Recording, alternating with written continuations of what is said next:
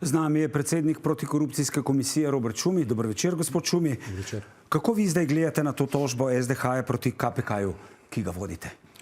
Ja, bili smo začudeni, ne glede na to, da smo z SDH-jem dobro sodelovali v preteklih 2 letih in izvedli vrsto skupnih preventivnih aktivnosti. Smo potem izdali ta priporočila, za katerimi seveda stojimo, in tudi ugotovitve, ki smo jih zapisali, po naši oceni pač stojijo. Zato smo tudi danes javno odzvali, da pravzaprav takšne vrste napoved tožbe oziroma postopki, ki jih sedaj SDH sproža proti KPK-ju, lahko pomenijo bodisi poskus zastraševanja, bodisi poskus odvračanja pozornosti ali pa da bi nam onemogočili naše osnovne poslanstvo, torej da krepimo integriteto, odgovornost, transparentnost, za kar smo pristojni, da preprečujemo torej korupcijo. Ampak pomenljivo je, da se je takrat, ko ste vi ugotovili korupcijska tveganja pri zaposlitvi Damirja Črnčeca v SDH-ja kot pomočnika direktorja, se je oglasil tudi Urad Vlade za komuniciranje in vam očital, da ste prekoračili svoje pooblastila in podvomil v kompetence senata. Takoj se je v igro vključila še vlada. Ja, mi smo tudi javno povedali takoj nazaj, da bodisi gre za nepoznavanje, kaj KPK dela, ali ne želijo, ali pa pač ne poznajo, in na ta način tudi povedali, da senat oziroma komisija opravlja svoje poslanstvo na podlagi zakona in da bomo tako delali tudi naprej. Da pa seveda lahko na tem mestu potrdim, se pa pritiski stopnjujejo. Zdaj, zakaj, vedo drugi.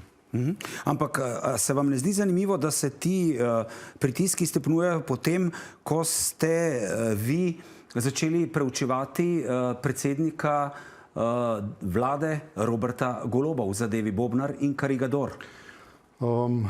Težko to potrdim, dokazov za to neposredno nimam. Sosledje dogodkov, ne? Sosledje dogodkov pa kaže na marsikaj. In dejansko, da zdaj že 2 leti nekako se vrstijo takšni in drugačni poskusi diskreditacij, v zadnjem obdobju pa še toliko bolj. Ampak zanimivo je, da je v državnem zboru gospod Črnčec še včeraj se branil pred očitki, da je Dovas, katerega nadzornik je, in bo razpolagal stotinami milijoni evrov za obrambo in odpornost, se skliceval prav na vaš KPK, ki vršite ta nadzor. Dan kasneje pa tožba proti KPK-ju iz SDH-ja, kjer je on zaposlen. Ja, to več povejo o njih. Jaz lahko samo povem, da bomo in da smo in da bomo to delo svoje profesionalno opravljali naprej, ne glede na pritiske, ki so seveda moteči, ampak ne toliko, da ne bi v bistvu mi zmogli svojega dela naprej. Absolutno lahko rečem, da gre tukaj mogoče že za neke vrste strateško tožbo, ki je že znana tudi v tujini pod imenom SLAPP, v bistvu tožbo, s katero se poskuša ustrahovati zagovornike javnega interesa, jih pač prestrašiti, da ne bi pač svojega dela opravljali še naprej. Povejte mi, odvetnik SDH-ja pravi, da je SDH institucija, ki daje velik poudarek integriteti in se ne želi izmikati nadzoru, ne želi biti nekdo, ki napada nadzornike, hkrati pa v demokratični družbi želimo, da so tudi nadzorniki predmet nadzora in vse, kar v SDH-ju želijo, je, da se nadzorni postopki izvajajo zakonito. Absolutno, sami je potrebno tudi poznati pristojnosti komisije in pa kako postopki potekajo. Komisija je v slovenskem prostoru prisotna že več kot 20 let in v zadnjih 10 letih se je postopek prilagodil na podlagi sodb sodišč, kjer so vsa procesna jamstva zagotovljena in v tem postopku ni šlo za obravnavane osebe, ni bilo obravnavanih oseb, zato tudi ni bilo nobenih procesnih jamstv in to, kar je bilo rečeno, bo seveda rečeno napačno.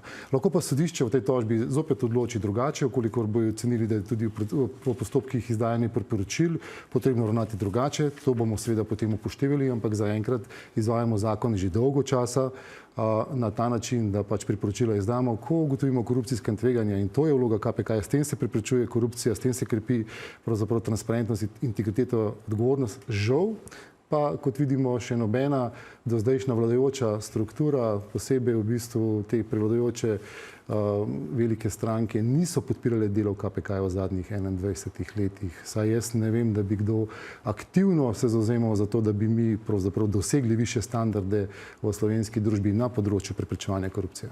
Kdaj bodo zdaj znane dokončne ugotovitve komisije glede zadeve Bobnar, vi ste tam izločeni, in zadeve Karigador, ki jo komisija vodi proti predsedniku vlade Robertu Golobu? V tej drugi, kjer pač nisem izločen in v njej sodelujem, lahko rečem, da je v sklepni fazi in računamo, da bo čim prej. Kaj to pomeni v sklepni fazi? Da je v bistvu postopek že pred senatom, na senatu, oziroma da je potrebno speljati še postopke odločanja in potem vse te procesne zadeve, ki sledijo do trenutka, ko lahko obvestimo javnost. V tem trenutku pa kaj več ne morem o tem povedati. Najlepša hvala, da ste bili naš gost. Hvala za povabilo.